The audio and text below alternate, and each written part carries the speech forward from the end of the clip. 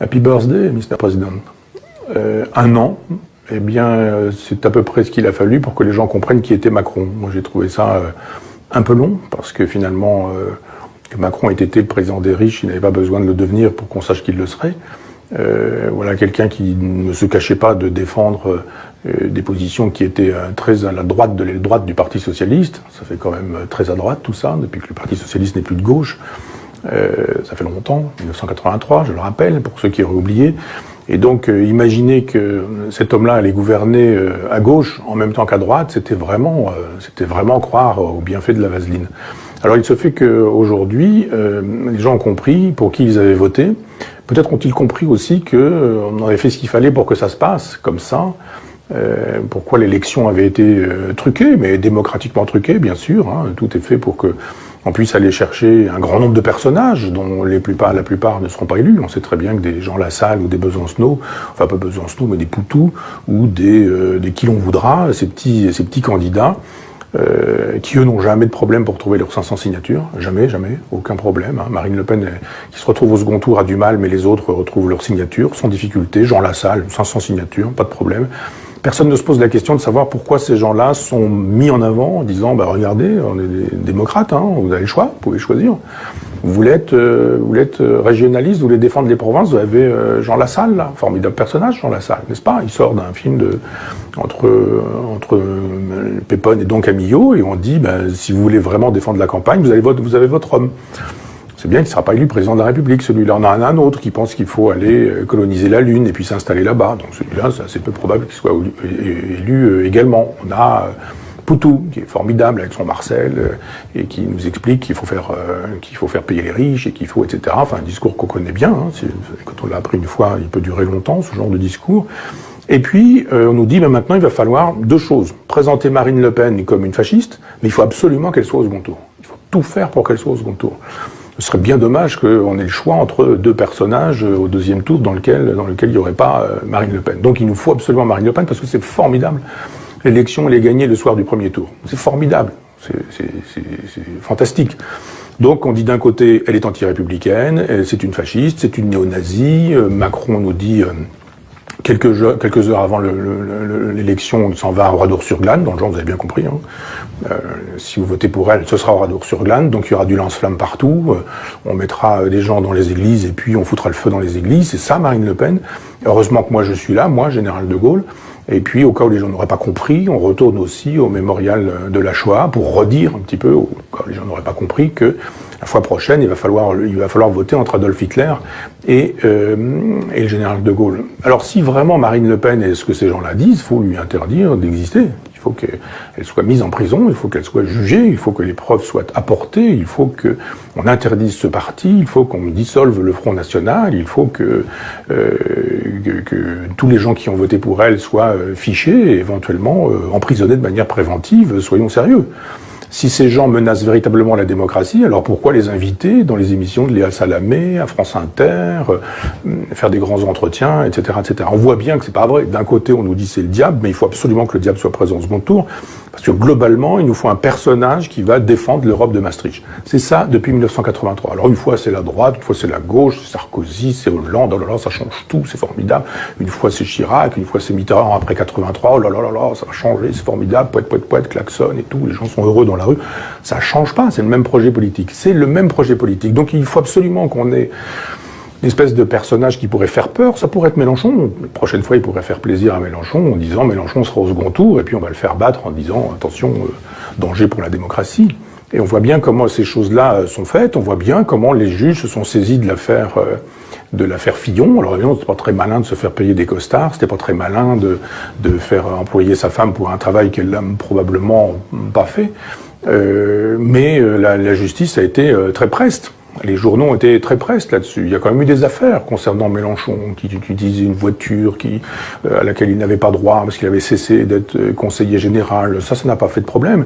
Un certain Emmanuel Macron qui, lui, avait fait une sortie aux États-Unis sur la côte ouest et avait fait de telle sorte que la Réunion ne respecte pas les procédures habituelles, qui sont des procédures d'appel d'offres avec de l'argent qui avait circulé, etc. Tout ça supposait que les juges auraient très bien pu aussi se saisir de ce genre d'informations, les mettre au devant de la scène, faire de telle sorte que le Canard enchaîné s'en serve beaucoup, que ce soit le feuilleton en permanence au journal de 20 heures et que ce soit tout le temps dans les chaînes d'information continue.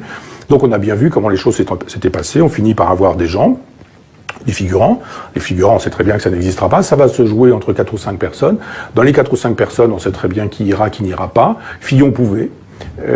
Marine Le Pen devait, il fallait qu'elle y soit, et puis il fallait surtout que Macron y soit, parce que lui était franchement un personnage tout à fait défendable, puisqu'il était libéral et maastrichtien sur les problèmes d'économie, et il l'était aussi sur les problèmes de société. Formidable, mariage homosexuel, gay, etc., procréation médicalement assistée, gestation pour autrui, tout ça était formidable, d'autant plus que Fillon avait fait savoir que lui, il était un peu réservé sur ce genre de terrain-là. Donc il fallait effectivement exclure Fillon. Donc tout a été fait dans un goulot d'étranglement. Ça s'appelle pas une théorie complotiste, comme on l'a dit souvent quand je me suis exprimé sur ce sujet-là. Ça s'appelle simplement de la sociologie des médias, ça s'appelle simplement de la sociologie politique. On regarde comment les choses sont faites, on ouvre large un éventail en sachant que ça va se jouer sur 3 ou 4 personnes, et sur les 3 ou 4 personnes, eh bien, on sait très bien qu'il faut absolument que Marine Le Pen y soit, tout est fait pour, mais en même temps, quand elle y sera, on vous dira, mais attendez, c'est ordre sur glane, hein, vous n'avez tout de même pas voté pour ça. Et puis globalement, il n'en reste plus qu'un. Et puis on a toute cette gauche bien pensante qui, depuis des années, vote à droite, en ayant l'impression qu'elle a fait barrage au fascisme, en ayant l'impression qu'elle a joué Jean Moulin, et en disant on l'a échappé belle, le fascisme n'est pas passé bien loin, et on a été obligé de voter pour Macron, mais c'était vraiment, on n'a pas voté pour Macron, on a voté contre le fascisme. Et tout ça est tellement déplorable que des gens puissent croire à ce genre de choses, alors que finalement tout a été fait pour qu'ils rentrent dans cette comédie et qu'ils élisent Macron, qu'ils ont élu. Donc après, ils ont voté pour lui, peu importe les raisons pour lesquelles ils ont voté, mais ils ont voté pour lui. Donc ils l'ont eu, voilà, ils l'ont.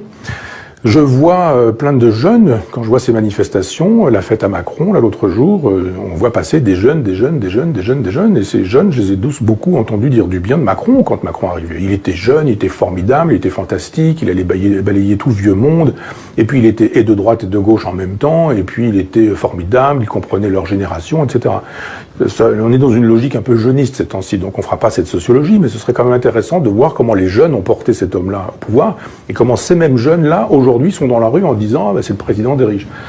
Il y a une espèce d'immaturité intellectuelle de cette jeunesse qui fait de la politique comme ça, en passant de loin, et qui a estimé qu'il fallait donner un coup de pied dans la fourmilière en disant « Oh là là, Marine Le Pen, les jeunes que je connais, Marine Le Pen, c'est Adolf Hitler, donc sûrement pas celle-là, il faut être antifasciste, bien sûr. » On boit des bocs sur les terrasses et on est antifasciste, on est finalement Jean Moulin un peu de frais, il suffit juste de siroter une grenadine en terrasse pour être un résistant aujourd'hui.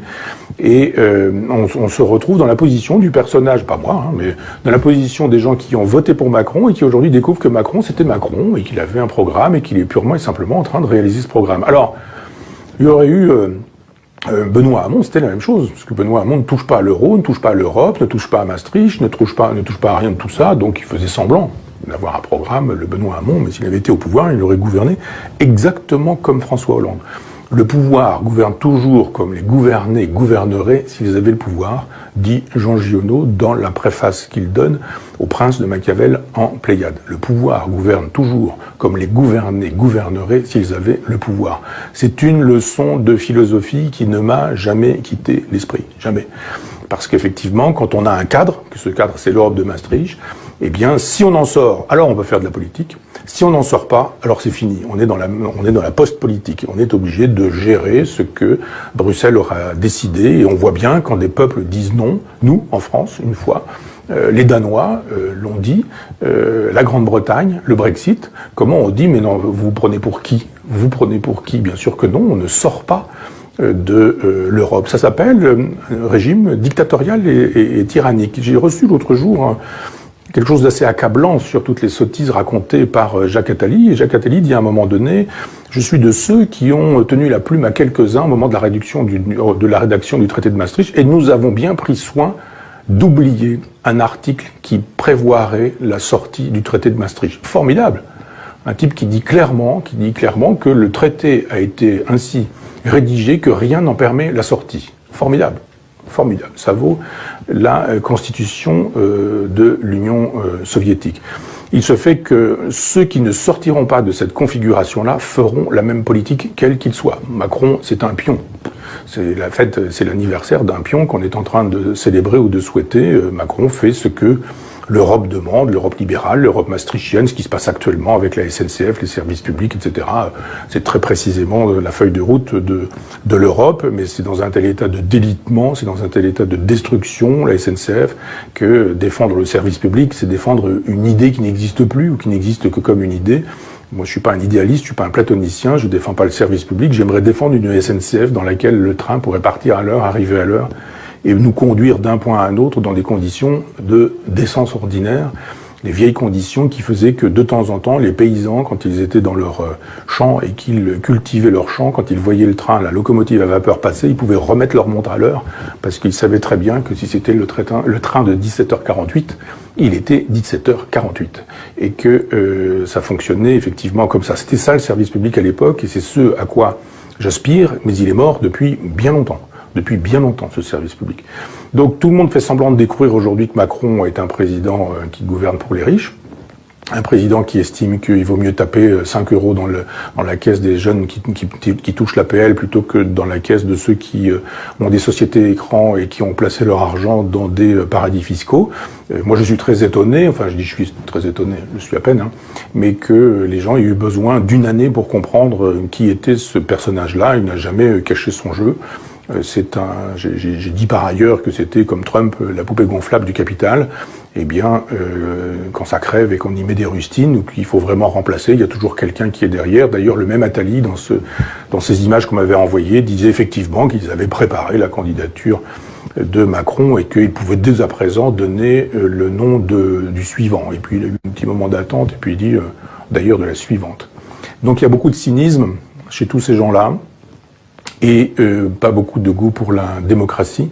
Donc, il n'est jamais effectivement qu'un pion entre les mains de quelques-uns qui ont décidé effectivement qu'il fallait faire cette Europe de l'argent, des marchés, du libéralisme, du fric, qui paupérise, c'est-à-dire qui fait de telle sorte que les pauvres soient de plus en plus pauvres, de plus en plus nombreux, et que les riches soient de plus en plus riches et de moins en moins nombreux. Ce sont des situations révolutionnaires, et ce sont ces gens-là, les Attali et ceux qui pensent comme lui, qui rendent possible une personne comme Marine Le Pen. Donc le diable ne vient pas de nulle part, il est fabriqué par ces gens-là qui en ont besoin.